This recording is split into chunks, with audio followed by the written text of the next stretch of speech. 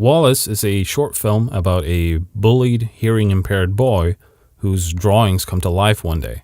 On Wallace, we had a little bit of a budget, but everything was spent on the things in front of the camera. We rented a school for a day, we rented this old factory, and all the actors and extras were compensated and fed. But the audience won't see what's behind the scenes anyway, so that's where we saved a lot of money. Our boom pole was a painter's pole with a mic screw attached. Our dolly was apart from an IKEA shelf with skateboard wheels screwed on, and the tracks were PVC pipe. So when it came to the visual effects of the film, I had to do them myself. Now, I've done a lot of 2D animation, but I was pretty new to 3D. And since I had to learn a piece of 3D software from scratch, I figured, why not Blender? It's both free and open source, and it also has compositing and other tools built in. And since the characters were supposed to be 2D creatures in a 3D world, the transition wasn't as big for me as going from 2D to full 3D modeling. This is the first time one of Wallace's drawings comes to life. Now, Blender has a built-in 3D camera tracker, which means that you can track a bunch of points in your footage, and then Blender recreates the camera move. So in this case, we could place this animated texture on top of the drawing pad. To make sure that all the CG blended in with the footage, I shot some out-of-focus neutral gray fabric with my camera, so I would have a sample of the grain that the camera produces.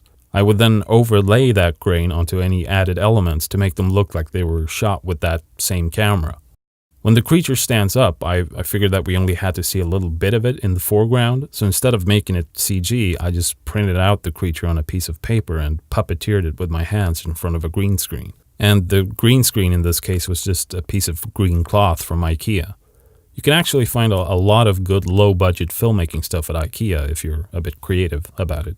When the creature flies over to the bed was actually one of the harder shots to do because, as I found out, it's really difficult to get a good 3D camera track when all of the tracking points at the start of the shot have left the frame at the end of it. But since the creature is flying, it's harder to tell that it's not a perfect track. It would have been a lot more difficult if the creature was standing on something.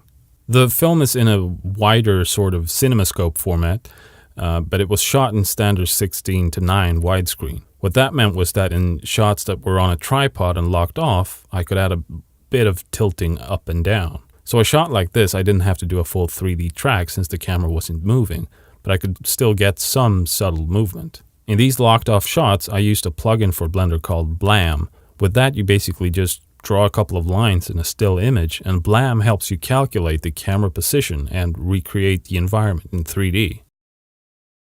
My favorite part of the film is when Wallace's graffiti painting comes to life.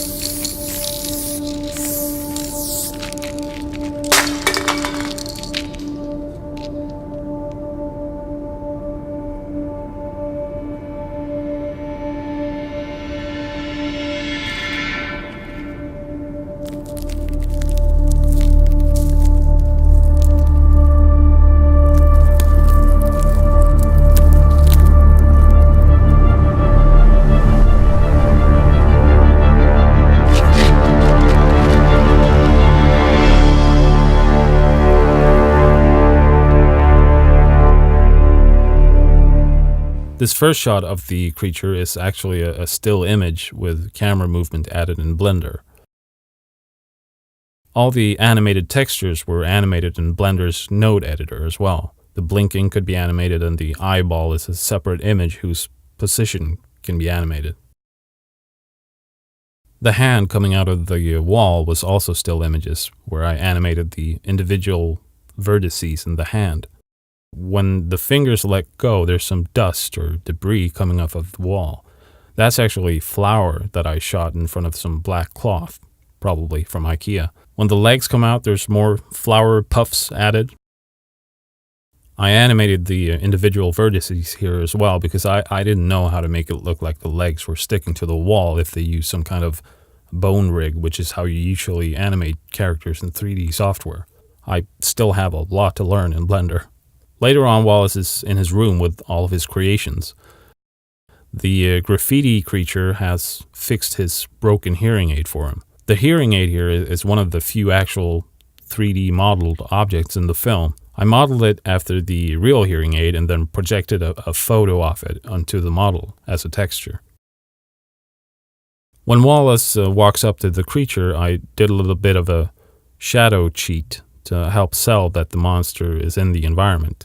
You'll notice that as Wallace approaches, there's a shadow of Wallace on the creature. I just cut out a copy of Wallace, made it black and blurry, and laid it on top of the monster. It's not a technically accurate shadow in any way, but it moves in sync with Wallace, and it helps sell the illusion that the creature is actually there. When we leave Wallace in his room, it's one of the few times he's actually in front of one of these creatures, since whenever that happens, you have to cut out Wallace so the creature's not in front of him. Blender has some really good rotoscoping tools, but it's still a pain in the ass to do, so I try to avoid it as much as possible. There's also some more shadow cheating on the creature here. This shot of the flying heart creature is probably my least favorite one because it was so hard to integrate into the shot. When you have a creature sitting on a desk or flying close to a wall, you can have shadows to help sell that it's really there. But in most of this creature's flight, there's nowhere to cast a shadow, so it can look a bit pasted onto the film. As soon as it approaches the locker and we get some shadows, I think it immediately looks a bit better. And we cut away here so that we can put in a real paper heart creature into the scene. Towards the end of the film, there's a lot of shots of the creatures in the factory environment. There's a lot of still images or locked off shots here that I used a Blam plugin on. In this shot, I was standing on a tall ladder, so I had to go handheld with the camera, which meant that I had to track the shot. But since I tried to hold the camera as still as possible and we don't see any of the creatures in contact with the ground, a simple one-point track in Blender was enough to get a good enough camera move. So that was some of the visual effects in Wallace. I hope you enjoyed, and go check out Blender. It's pretty awesome.